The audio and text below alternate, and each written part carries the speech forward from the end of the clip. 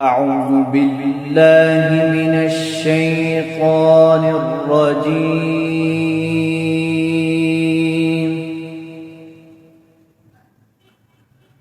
بسم الله الرحمن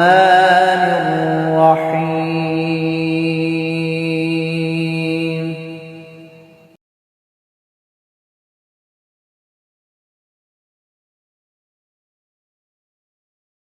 نحمده ونصلي على رسوله الكريم اما بعد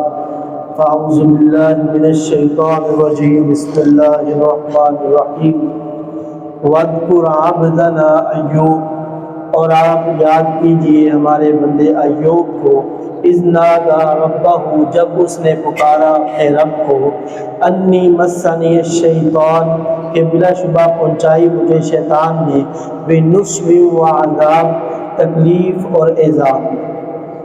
اللہ رب العالمین نے اس سورہ مبارکہ میں یہاں پر تیسرے نبی کا ذکر کیا۔ اس سے پہلے اللہ تعالیٰ نے جناب داؤد علیہ السلام اور جناب سلیمان علیہ السلام کی زندگیوں کا ذکر کیا، اور اس کے پیچھے مقصد یہ تھا کہ اللہ تعالیٰ نے نبی پاک علیہ السلام کو اس بات کی خبر دی کہ ہم نے اپنے انبیاء کو انعامات بھی دیے اور ان پر آزمائشیں بھی آئیں اور ان پر تکالیف بھی آئیں۔ انہوں نے اپنی آزمائشوں میں اپنے اللہ ہی کو پکارا، اپنی تکلیفوں میں اپنے اللہ ہی کو پکارا۔ فرمایا کہ سیدنا ایوب علیہ السلام کا ذکر کیجئے، نبی ایوب علیہ السلام کہ جن کو اللہ تعالیٰ نے حسن و جمال، مال و دولت، اولاد اور ہر طرح کی نعمتوں سے نوازا ہوا تھا،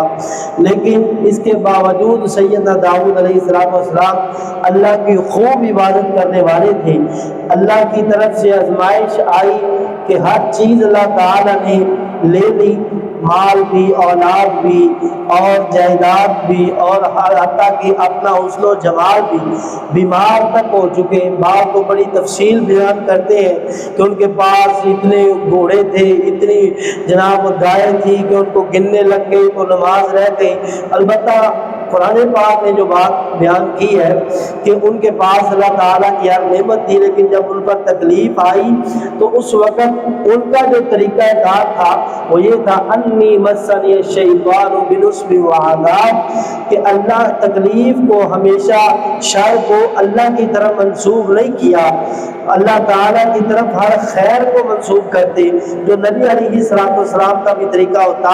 کہ الخیر کلہ الیک، اللہ ہر بلائی تیری طرف اور ہر برائی تیری طرف نہیں ہے، اور برائی کا اثر میرے اپنے گناہوں کی وجہ سے ہے۔ تو سیدنا ایوب علیہ السلام نے بھی اسی بات کو واضح کیا کہ یہ جو مجھے تکلیف پہنچائی شیطان نے پہنچائی ہے، حالانکہ تکلیف پہنچانے میں اللہ کی ذات قادر ہے، لیکن یہ اللہ تعالیٰ کا انتہا درجے کا ادب ہے، اللہ کا احترام ہے کہ اللہ تعالیٰ بندے کے اپنے جو ہے اپنی آزمائشوں کی وجہ سے اگر کوئی بندے پر آزمائش ڈال دے، اللہ تعالیٰ اپنی طرف سے کوئی آزمائش ڈال دے تو بندے کا حق اللہ سے گلے کرنا نہیں بنتا، جبکہ ہمارا یہ طریقہ ہوتا ہے کہ کوئی خوشی مل جائے تو اپنا نام کرتے ہیں، میری محنت ہے، فلاں کی محنت ہے، فلاں کی جناب وجہ سے مجھے یہ ملا ہے۔ جب آزمائش آ جائے تو اللہ کا حکم ہے، جی اللہ کا حکم ہے، خوشیاں ہماری وجہ سے اور آزمائشیں اللہ کی وجہ سے، جبکہ انبیاء کا طریقہ اس کے برعکس تھا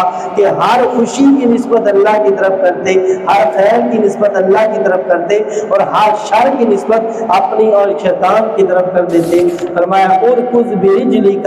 اللہ تعالیٰ نے فرمایا تو مار اپنا پیر زمین پر، ھذا مغتسل، یہ جائے غسل ہے، بارد و شراب، ٹھنڈا اور مشروب پانی ہے۔ اللہ تعالیٰ نے ایک لمبی آزمائش ایوب علیہ السلام کو بیماری کی صورت میں دی، اور جب اللہ تعالیٰ سے انہوں نے فریاد کی تو اللہ تعالیٰ نے پھر اپنی رحمت کیسے ان پر کی؟ فرمایا اے ایوب اپنی ایڑی کو مارو جہاں پر آپ لیٹے ہوئے ہیں، یہاں سے آپ کے لیے غسل کا پانی نکلے گا، آپ اس سے نہائیے گا اور اس سے پانی پی لیجئے گا، اللہ تعالیٰ نے اس کے لیے اس میں آپ کے لیے شفا رکھی ہے۔ فرمایا کہ ہم نے وَوَهَبْنَا لَهُ أَهْلَهُ، اور ہم نے عطا کے لیے کیے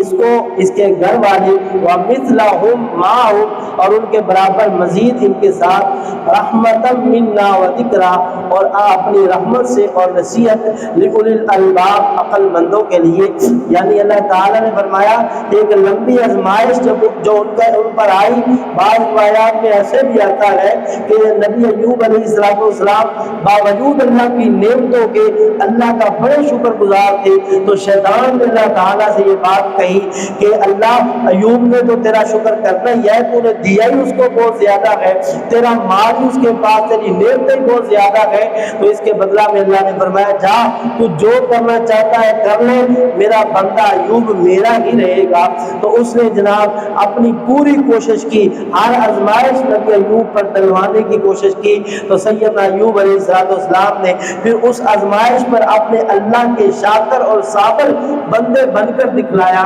تو اللہ تعالیٰ نے فرمایا پھر ہم نے ایوب کو صلہ کیا دیا، وَوَهَبْنَا لَهُ أَهْلَهُ، ہم نے اس کو اہل وہ جو اس سے چھن گیا تھا وہ عطا کیا، وہ اتنا جتنا پہلے تھا، بلکہ وَمِثْلَهُ مَعَهُ، اس کی مثل اور اس کے ساتھ، یعنی جتنا پہلے تھا اس سے 2 گنا اور زیادہ ہم نے اس کو عطا کر دیا۔ کیوں؟ رحمت منا، اپنی رحمت کرتے ہوئے اللہ نے اپنا فضل کیا۔ یہ اللہ کا انداز محبت ہے کہ اللہ تعالیٰ اگر کسی پر آزمائش ڈالتے ہیں وہ بندہ صابر اور شاکر بنتا ہے، اللہ کا صبر کرنے والا بندہ بنتا ہے، تو اللہ تعالیٰ فرماتے ہیں ان مع العسر یسرا، کہ ہر تنگی کے ساتھ ہی میں اپنے بندے پر آسانی کر دیتا ہوں۔ جیسے ہی آزمائش آتی ہے بندہ صبر کرنے والا ہو تو اللہ تعالیٰ اس کا صلہ بھی وہیں پر اس کو دکھلا دیتے ہیں۔ فرمایا یہ ہم نے رحمت کی اس پر کہ اس کو پہلے سے زیادہ اپنی نعمتوں سے نواز دیا، اور یہ عقل والوں کے لیے بہت بڑی نشانی ہے